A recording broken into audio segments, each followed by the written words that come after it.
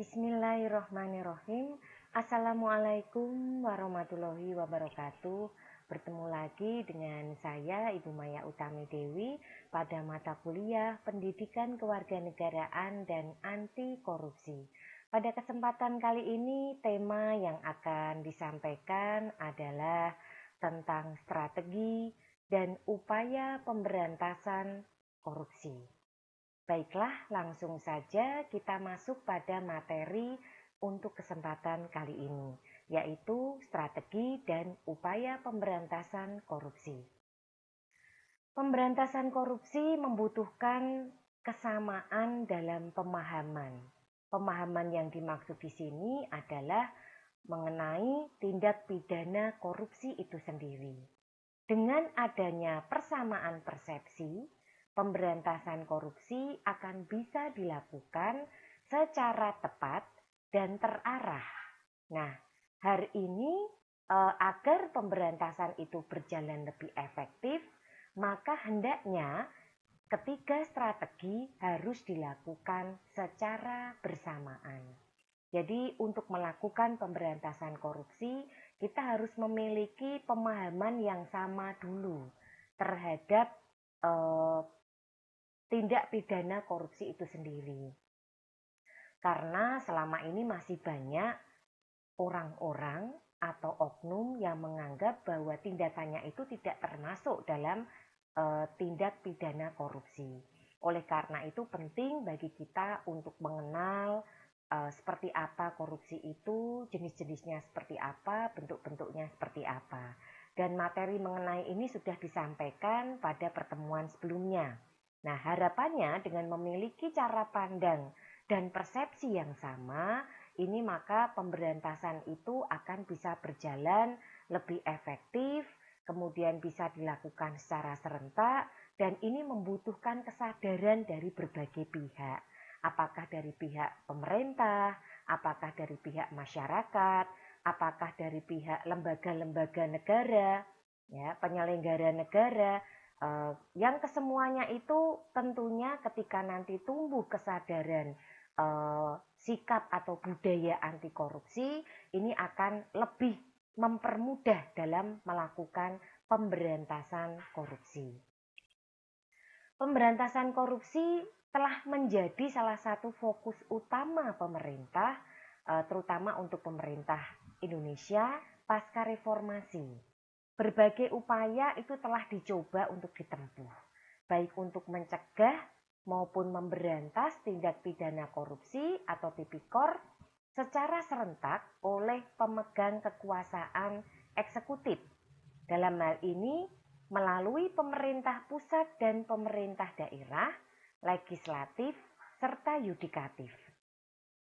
Upaya-upaya itu ternyata mulai membuahkan hasil, di mana ada itikat pemberantasan korupsi yang menjadi pendorong bagi seluruh bangsa dan negara Indonesia. Hal itu ditunjukkan dengan semakin meningkatnya keuangan atau aset negara yang terselamatkan pada setiap tahunnya dalam upaya pencegahan dan penuntasan kasus korupsi. Sejumlah institusi pelaksana dan pendukung pemberantasan korupsi pun mulai terbentuk. Antara lain, Komisi Pemberantasan Korupsi seperti KPK, kemudian Pusat Pelaporan dan Analisis Transaksi Keuangan atau PPATK, serta Lembaga Perlindungan Saksi dan Korban atau LPSK. Presiden sendiri juga telah menerbitkan sejumlah instruksi dan arahan untuk pencegahan dan pemberantasan korupsi atau PPK. Misalnya, Instruksi Presiden atau Inpres nomor 5 tahun 2004 tentang percepatan pemberantasan korupsi. Melalui Inpres ini diharapkan maka Presiden mulai menggunakan amanatnya di berbagai langkah strategis, di antaranya berupa rencana aksi nasional atau yang dikenal dengan RAN, pemberantasan korupsi tahun 2004 sampai dengan tahun 2009. Dokumen yang dimaklumatkan sebagai acuan bagi para pihak di pemerintah pusat maupun di pemerintah daerah dalam memberantas korupsi ini lebih menekankan pada upaya-upaya pencegahan dan penindakan, selain juga sebagai pedoman bagi pelaksanaan monitoring atau pemantauan dan evaluasi. Ada 4 masalah penting untuk dilakukan pencegahan korupsi, yaitu yang pertama, memperjelas tanggung jawab pencegahan korupsi, KPK dan lembaga lain seperti Komisi Ombudsman Nasional, Kementerian Negara Pemberdayaan Aparatur Negara atau Kemenakpan, memiliki tanggung jawab utama di bidang pencegahan korupsi ini. Diharapkan dengan tanggung jawab yang jelas dipertegas ya. Jadi di sini merupakan pihak aparatur dari pemberdayaan pemerintah negara yang memiliki kendali utama di bidang pencegahan korupsi ini. Kemudian yang kedua, reformasi birokrasi, terutama di sektor penegakan hukum dan peradilan sudah memulainya.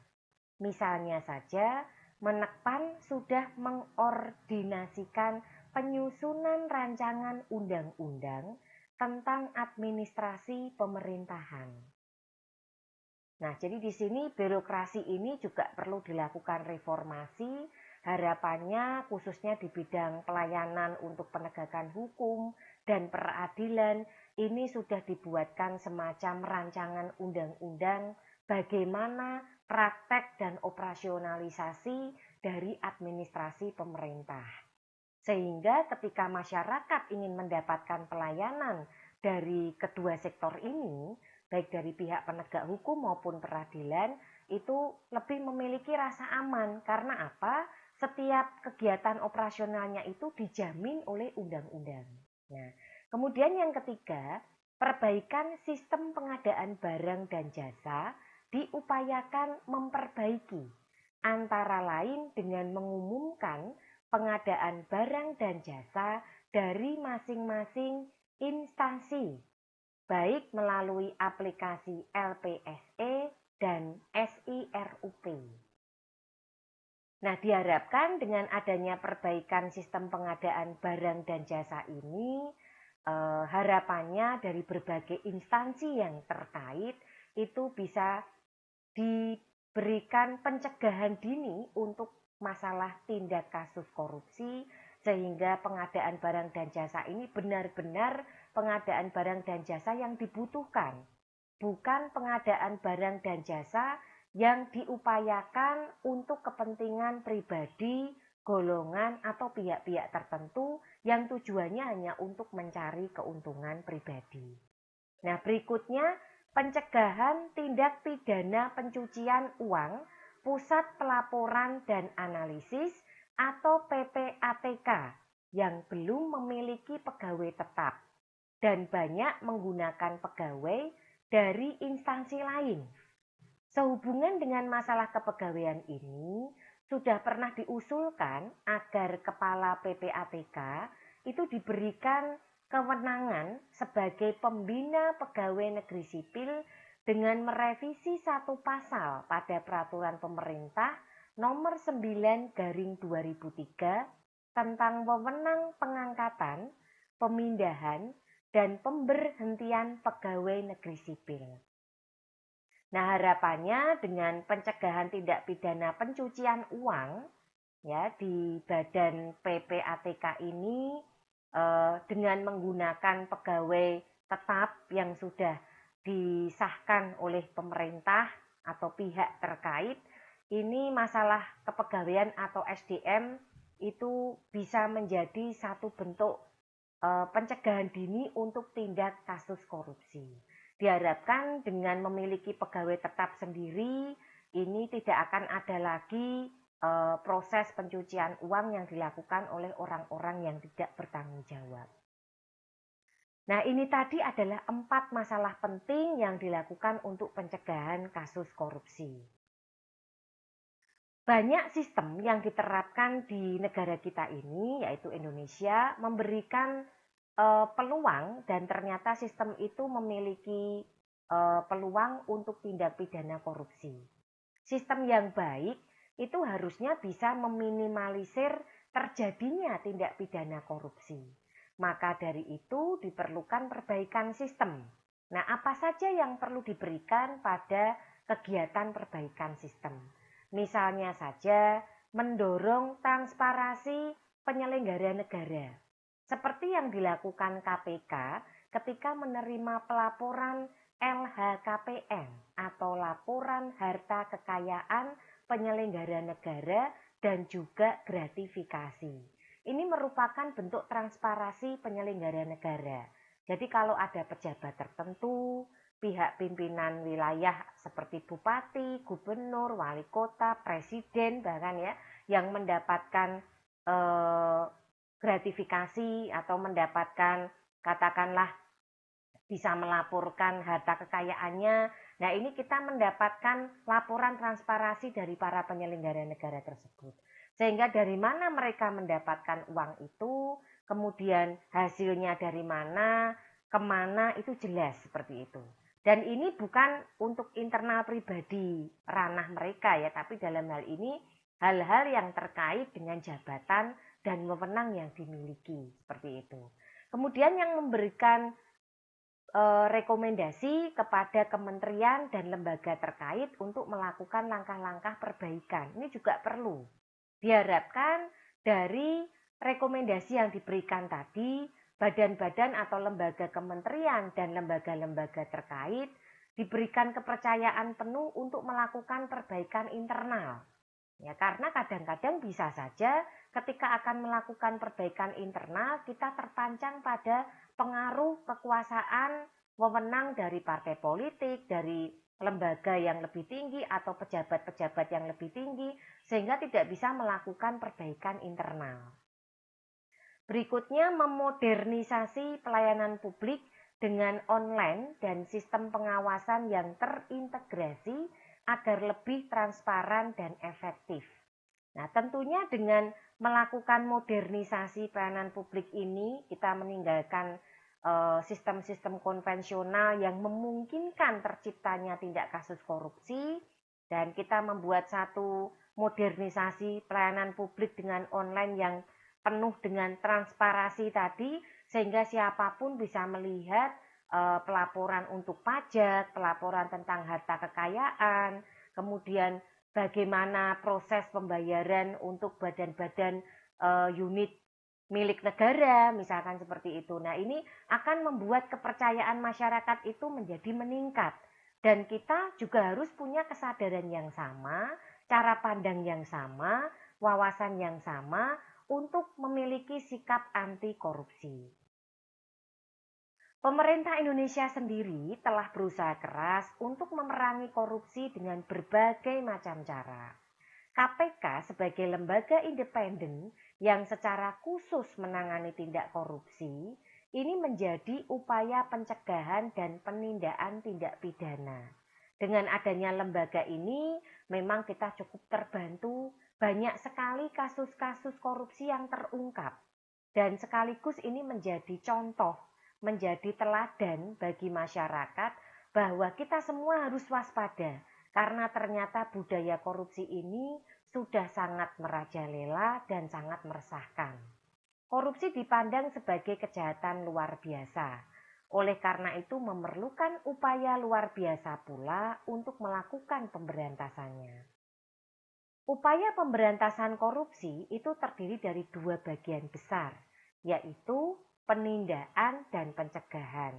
Penindakan ini sifatnya menindak kepada para pelaku korupsi, ya, supaya mereka itu punya sifat jera, bahwa apa yang dilakukan itu keliru, bahwa apa yang dilakukan itu merugikan banyak sekali baik bagi masyarakat, negara, bangsa Indonesia ini. Dan harapannya dengan penindakan yang dilakukan, selain memberikan sifat jera, ini juga bisa menjadi katakanlah tanda ya, peringatan bagi siapa saja yang ingin melakukan tindak pidana korupsi itu akan mendapatkan dampak-dampak tersebut seperti itu. Nah, yang berikutnya adalah pencegahan. Tindakan pencegahan ini kita menjaga, meminimalisir supaya kegiatan korupsi ini bisa hilang, supaya kegiatan korupsi ini bisa katakanlah bisa dihilangkan sedikit demi sedikit ya, karena untuk menghilangkannya secara keseluruhan itu membutuhkan waktu, tenaga, dan juga upaya yang sangat luar biasa. Mengingat sudah menjadi budaya yang mengakar di masyarakat kita. Nah, oleh karena itu pencegahan ini bisa dilakukan dengan memasukkan kurikulum pendidikan anti korupsi ini di lingkup-lingkup pendidikan, baik mulai dari sekolah dasar, menengah, ya sampai dengan tingkat perguruan tinggi. Nah, kemudian diharapkan ada sosialisasi mengenai edukasi anti korupsi ini yang diberikan kepada masyarakat sedini mungkin ya, sehingga masyarakat itu jadi punya kesadaran dan wawasan tindakan apa saja yang masuk dalam ranah tindakan kejahatan korupsi. Dan tentunya kedua hal ini, yaitu penindakan dan pencegahan, tidak akan berhasil optimal jika dilakukan oleh pemerintah saja. Jadi harus melibatkan peran serta dari masyarakat. Berikut akan dipaparkan berbagai upaya atau strategi yang dilakukan untuk memberantas korupsi. Yang pertama yaitu pembentukan lembaga anti korupsi. Salah satu cara untuk memberantas korupsi adalah dengan membentuk lembaga yang independen yang khusus menangani masalah korupsi saja. Sebagai contoh, di beberapa negara didirikan lembaga yang dinamakan Ombudsman. Lembaga ini pertama kali didirikan oleh Parlemen Swedia dengan nama Justi Ombudsman pada tahun 1809. Peran lembaga ombudsman yang kemudian berkembang pula di negara lain, antara lain menyediakan sarana bagi masyarakat yang hendak melakukan komplain apa yang dilakukan oleh lembaga pemerintah dan pegawainya. Selain itu, lembaga ini juga memberikan edukasi pada pemerintah dan masyarakat, serta mengembangkan standar perilaku serta Code of Conduct bagi lembaga pemerintah maupun lembaga hukum yang membutuhkannya. Salah satu peran dari ombudsman adalah mengembangkan kepedulian serta pengetahuan masyarakat mengenai hak mereka untuk mendapat perlakuan yang baik, jujur, dan efisien dari pegawai pemerintah. Di Hong Kong dibentuk lembaga anti korupsi yang bernama Independent Commission Against Corruption. Di Malaysia dibentuk The Anti-Corruption Agency, dan kita sudah memiliki lembaga yang secara khusus dibentuk untuk memberantas korupsi. Lembaga tersebut adalah Komisi Pemberantasan Korupsi atau KPK. Hal lain yang perlu diperhatikan di sini pada pembentukan lembaga anti korupsi adalah memperbaiki kinerja dari lembaga peradilan, baik dari tingkat kepolisian, tingkat kejaksaan, pengadilan, dan lembaga pemasyarakatan. Pengadilan adalah jantungnya penegakan hukum yang harusnya memiliki sikap imparsial atau tidak memihak, jujur, dan adil. Banyak kasus korupsi yang tidak terjerat oleh hukum karena kinerja lembaga peradilan yang sangat buruk. Bila kinerjanya buruk karena tidak mampu atau enable, mungkin masih dapat dimaklumi. Ini berarti pengetahuan serta keterampilan aparat penegak hukum harus lebih ditingkatkan. Yang menjadi masalah adalah bila mereka tidak mau atau unwilling atau tidak memiliki keinginan yang kuat atau strong political will untuk memberantas korupsi. Nah, ini menjadi perhatian khusus ya. atau justru mereka terlibat dalam berbagai perkara korupsi. Jadi tidak hanya dibentuk saja lembaga anti korupsi ini untuk menunjukkan keseriusan negara kita dalam memerangi korupsi, tapi juga perlu diperhatikan kinerja dari lembaga-lembaga terkait seperti lembaga peradilan, di tingkat kepolisian, kejaksaan, pengadilan, dan lembaga pemasyarakatan. Berikutnya yang kedua, pencegahan korupsi di sektor publik. Salah satu cara untuk mencegah korupsi adalah dengan mewajibkan pejabat publik untuk melaporkan dan mengumumkan jumlah kekayaan yang dimiliki, baik sebelum maupun sesudah menjabat. Nah, ini menjadi transparansi laporan tersendiri bagi masyarakat, sehingga masyarakat bisa membandingkan bagaimana pejabat tersebut sebelum dan sesudah terpilih.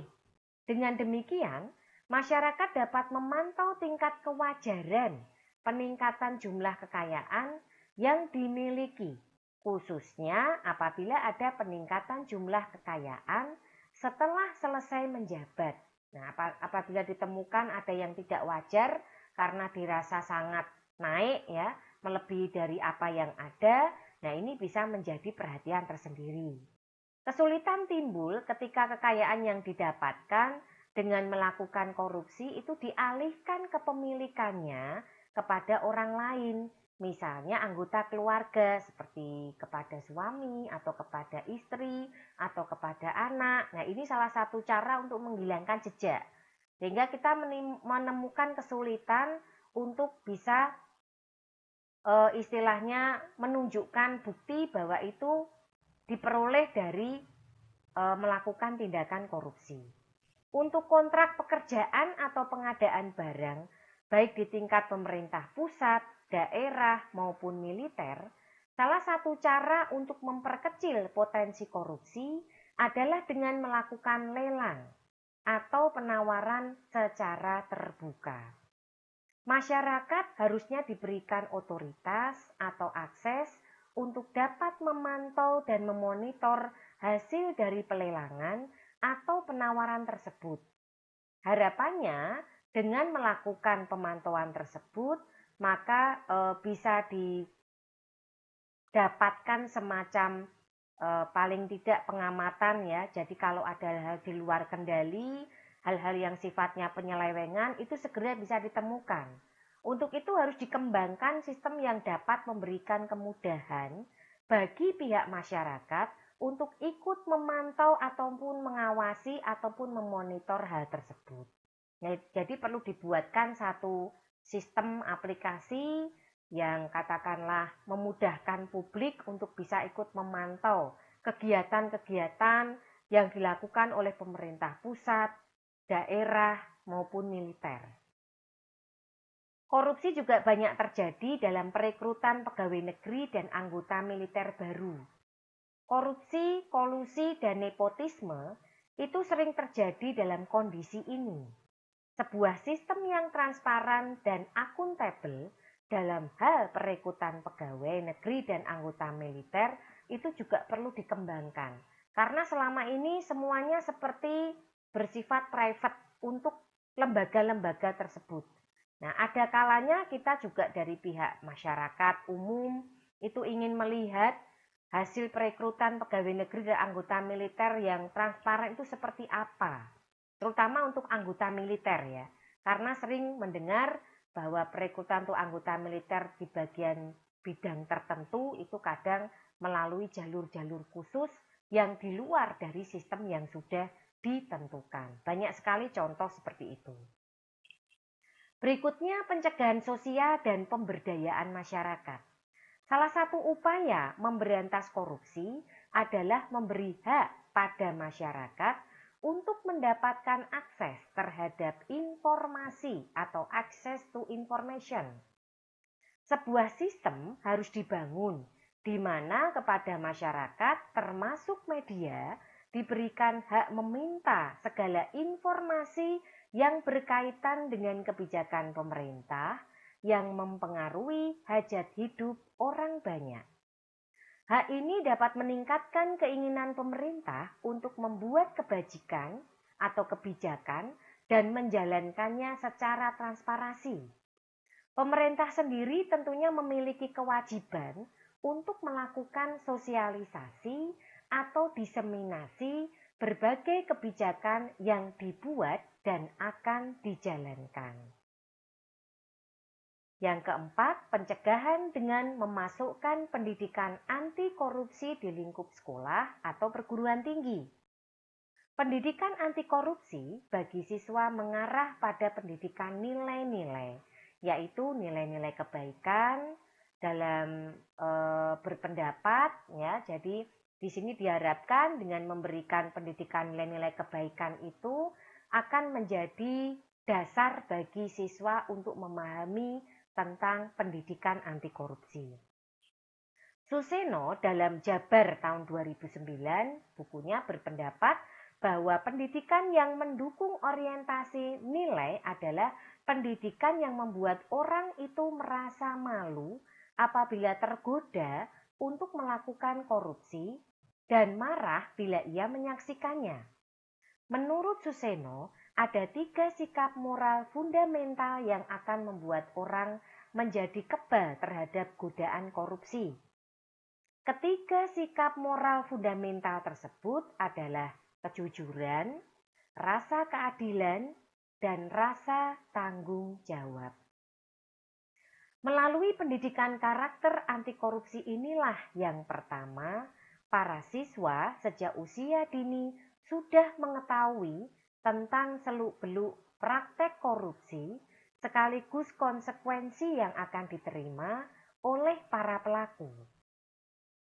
Yang kedua, juga memberikan proses pembelajaran tentang kepekaan terhadap praktek-praktek korupsi yang ada di sekitar kita. Karena kadang-kadang kita sendiri juga tidak peka kalau di sekeliling kita sudah ada praktek tindak korupsi. Dan yang ketiga, mendidik para siswa dari usia dini tentang akhlak atau moral yang sesuai dengan ajaran-ajaran sosial keagamaan. Keempat, menciptakan generasi penerus yang bersih dari perilaku penyimpangan. Dan kelima, membantu seluruh cita-cita warga bangsa dalam menciptakan clean and good government demi masa depan yang lebih baik dan beradab. KPK sendiri memiliki 3 strategi pemberantasan korupsi yang biasanya disebut dengan Trisula pemberantasan korupsi. 3 model pemberantasan korupsi itu biasanya dilakukan melalui pencegahan, penindakan, dan pendidikan anti korupsi. Harapannya, dengan dilakukan pencegahan, kita akan meminimalisir sifat-sifat atau tindakan-tindakan yang mengarah kepada kasus korupsi. Dan yang kedua, penindakan. Dengan penindakan yang dilakukan, ini akan memberikan efek jera kepada para pelaku-pelaku korupsi dan memberikan gambaran kepada mereka efek atau akibat jika mereka tetap melanggar atau melakukan tindak pidana korupsi. Apakah itu berlaku untuk pribadi, keluarga, atau lingkup kelompok atau teman-teman yang ikut dalam kegiatan praktek korupsi tersebut. Dan yang ketiga, pendidikan anti korupsi.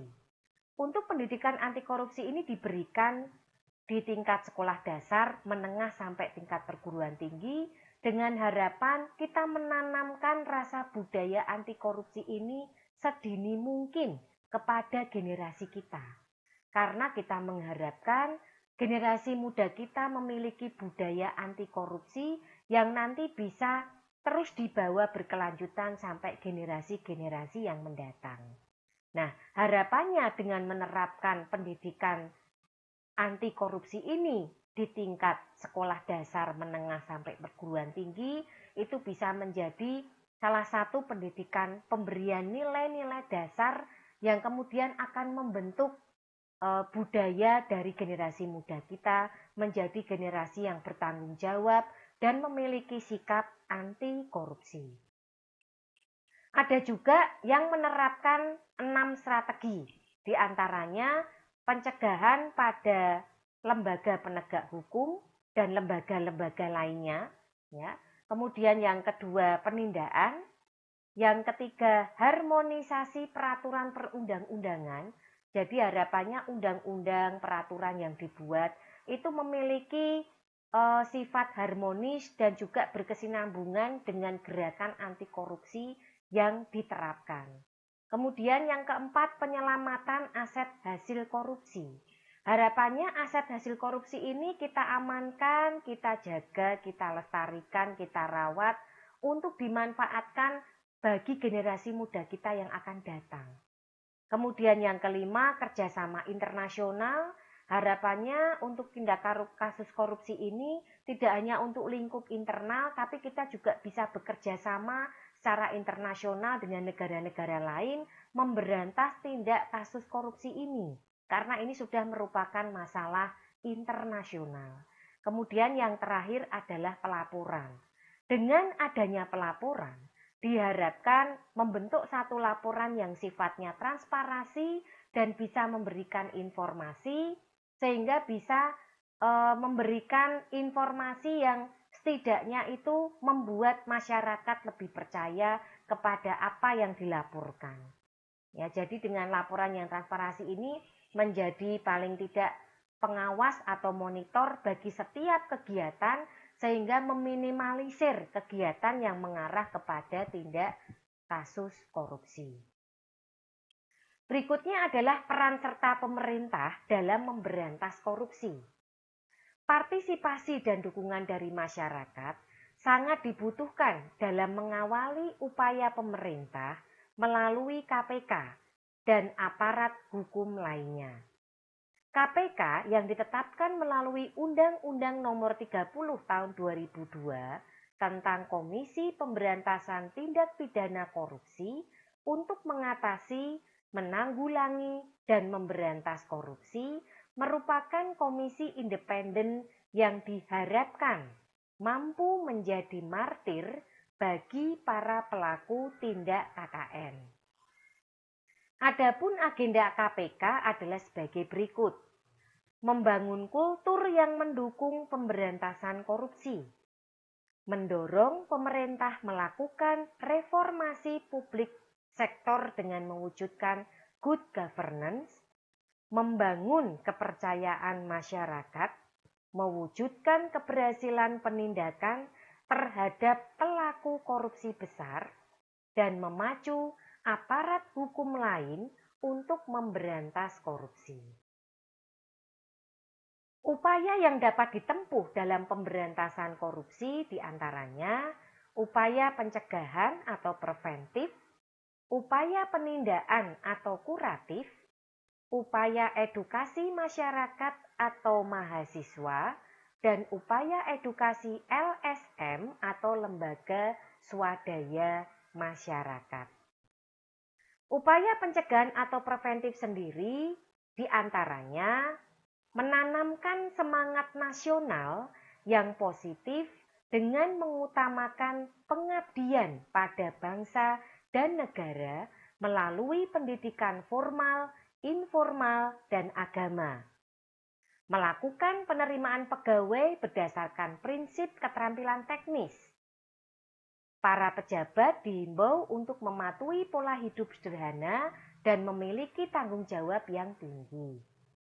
Para pegawai selalu diusahakan kesejahteraan yang memadai dan ada jaminan masa tua. Menciptakan aparatur pemerintahan yang jujur dan disiplin kerja yang tinggi. Sistem keuangan dikelola oleh para pejabat yang memiliki tanggung jawab etis tinggi dan dibarengi sistem kontrol yang efisien. Melakukan pencatatan ulang terhadap kekayaan pejabat yang mencolok. Dan yang terakhir, berusaha melakukan reorganisasi dan rasionalisasi organisasi pemerintahan melalui penyederhanaan jumlah departemen beserta jawatan di bawahnya. Berikut upaya penindakan kuratif. Upaya penindakan yaitu dilakukan kepada mereka yang terbukti melanggar dengan diberikan peringatan. dilakukan pemecatan tidak terhormat dan dihukum pidana. Beberapa contoh penindakan yang dilakukan oleh KPK yaitu dugaan korupsi dalam pengadaan helikopter jenis Mi-2 merek Pli Rostov Rusia milik Pemda NAD tahun 2004.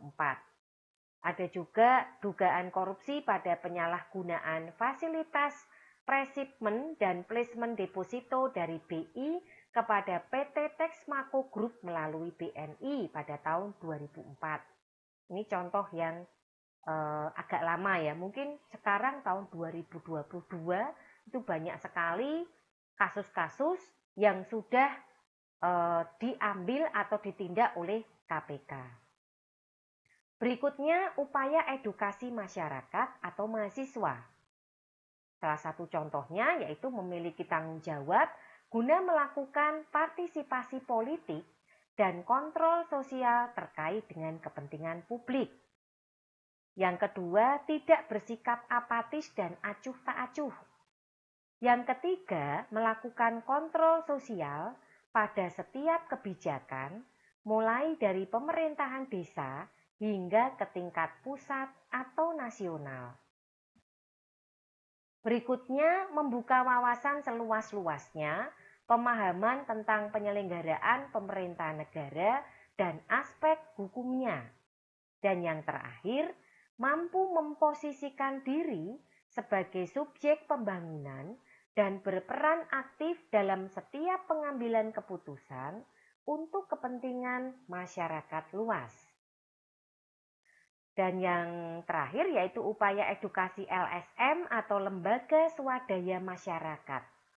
Indonesia Corruption Watch atau ICW adalah organisasi non-pemerintah yang melakukan pengawasan dan melaporkan kepada publik mengenai korupsi di Indonesia dan terdiri dari sekumpulan orang yang memiliki komitmen untuk memberantas korupsi melalui usaha pemberdayaan rakyat untuk terlibat melawan praktek korupsi. ICW lahir di Jakarta pada tanggal 21 Juni tahun 1998. Di tengah-tengah gerakan reformasi yang menghendaki pemerintahan pasca Soeharto yang bebas korupsi. Kemudian ada Transparency International atau TI, adalah organisasi internasional yang bertujuan memerangi korupsi politik dan didirikan di Jerman sebagai organisasi nirlaba, sekarang menjadi organisasi non-pemerintah yang bergerak menuju organisasi yang demokratik. Publikasi tahunan oleh TI yang terkenal adalah Laporan Korupsi Global. Survei TI Indonesia yang membentuk Indeks Persepsi Korupsi atau IPK in Indonesia 2004 menyatakan bahwa Jakarta sebagai kota terkorup di Indonesia disusul Surabaya, Medan, Semarang, dan Batam. Ini menurut data tahun 2004. Sedangkan survei TI pada tahun 2005 Indonesia berada di posisi ke-6 negara terkorup di dunia. Nah, bisa Anda bayangkan sekarang Indonesia berada di posisi yang keberapa? IPK Indonesia adalah 2,2 sejajar dengan Azerbaijan, Kamerun, Ethiopia, Irak, Libya, dan Uzbekistan, serta hanya lebih baik dari Kongo, Kenya, Pakistan, Paraguay, Somalia, Sudan, Angola, Nigeria, Haiti, dan Myanmar. Sedangkan Islandia adalah negara yang terbebas dari kasus korupsi.